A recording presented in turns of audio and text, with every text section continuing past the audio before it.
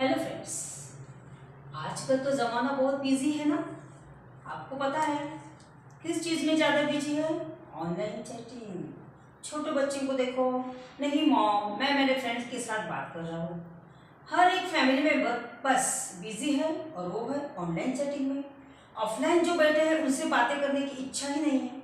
बस ऐसी एक कहानी है दीपा नाम की लड़की की, जो एक मैरिड वुमन है, अपने पति से बेहद प्यार करती है और वो भी बेइंतहा अपनी बीवी से प्यार करता है। लेकिन इनके प्यार में आ जाती है एक ऑनलाइन चैटिंग, और जो उनका लाइफ पूरी तरह से डिस्टर्ब कर देती है। अविनाश अविनाश जो कि दीपा का पति है, बहुत बिजी पर्सन, उसे बिल्कुल टाइम नहीं रहता।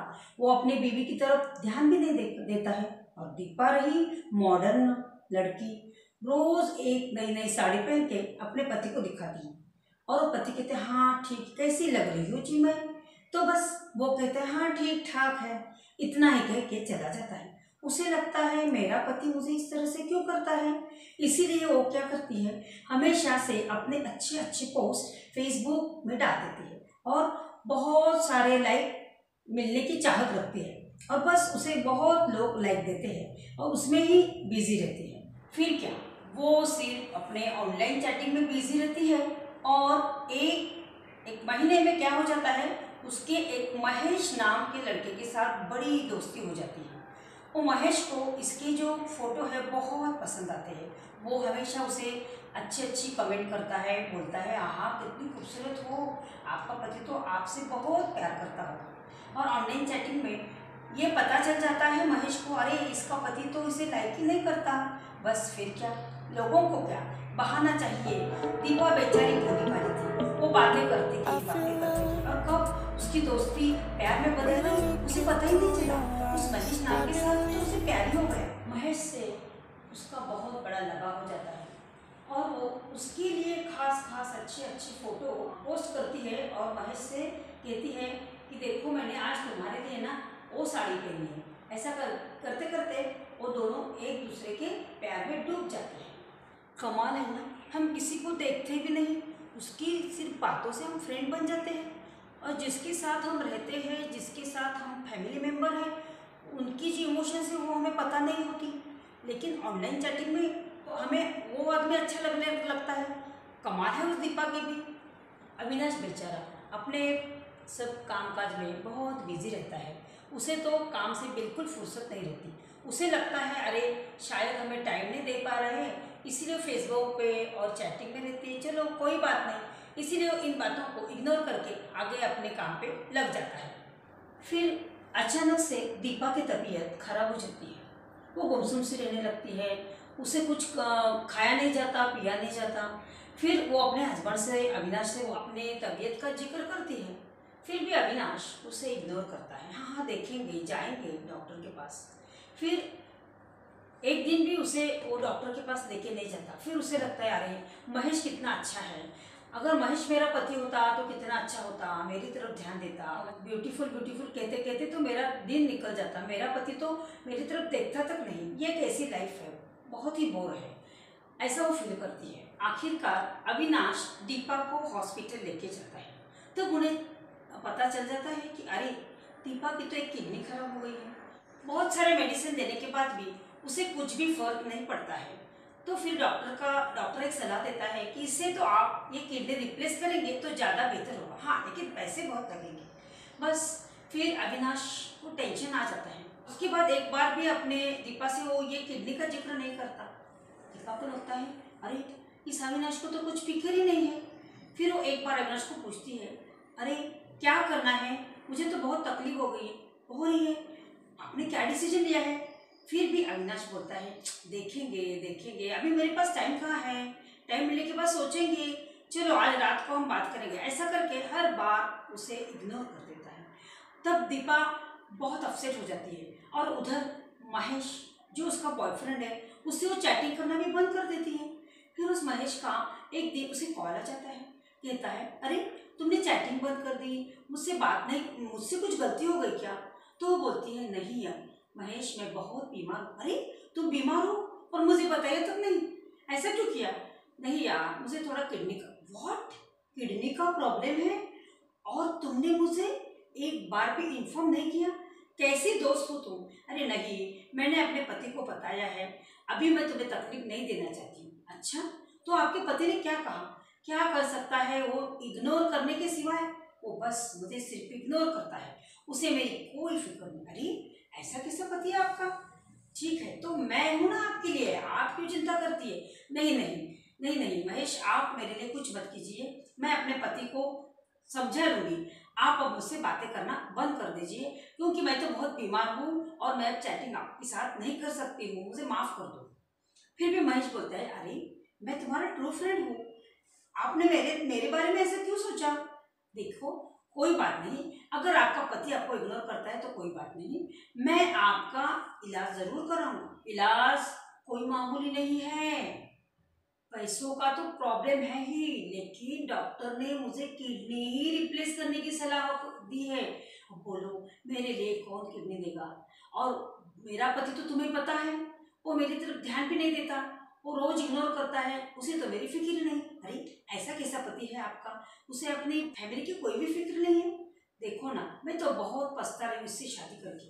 कोई बात नहीं, मैं आपके लिए किडनी देने के लिए तैयार हूँ। व्हाट?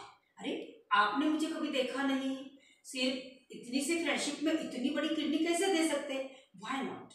अगर हमारी ट्रू फ्रेंडशिप है तो मैं आपके लिए कुछ भी तो कर सकता हूँ ना। अविनाश तो बस अपने काम में बिजी है, उसे अपने बीवी की हालत समझ में नहीं आ रही है, और वो अपना जो फ्रेंड है महेश, उसके साथ चैटिंग पे खुश है। अचानक से अविनाश को काम की वजह से दिल्ली जाना पड़ता है, और वो कुछ भी सोचता नहीं, अपने बीवी के हाल भी नहीं सोचता और चला जाता है दिल्ली। उसे बहुत गुस्सा आता है, अरे ये कैसा पति है, उसे थोड़ी भी अपनी फिक्र नहीं है। दिन ब दिन दीपा की हालत बहुत ही कठिन हो जाती है, और आखिरकार उसे एडमिट होना पड़ता है हॉस्पिटल में। तब भी अविनाश आता नहीं। फिर दीपा की ट्रीटमेंट पूरी हो जाती है। जब ट्रीटमेंट पूरी हो जाती है तब अविनाश आ जाता है उसे पूछने के लिए। तब उसे बहुत गुस्सा आ जाता है, वो कहती है, अब क्यों आए हो मुझे पूछने के लिए? जब मैं बीमार थी तो मुझे ऐसे छोड़ के चले गए, तुम कैसे पति हो? ऐसा बहुत गुस्सा करती है, सब बहुत भला बुरा कहने लगती है। तो सब डॉक्टर देखते हैं, डॉक्टर बोलते हैं, अरे वो आपके पति है, आप इस तरह से बातें मत कीजिए। तो दीपा को बहुत गुस्सा आता है, वो कहती है, अरे ये कैसा पति जो अपनी बीवी को इतनी बुरी हालत में छोड़ के गया? इसे तो पति नाम पे लानत है, कलंक है, ये तो किसी का पति होने के लायक ही नहीं है।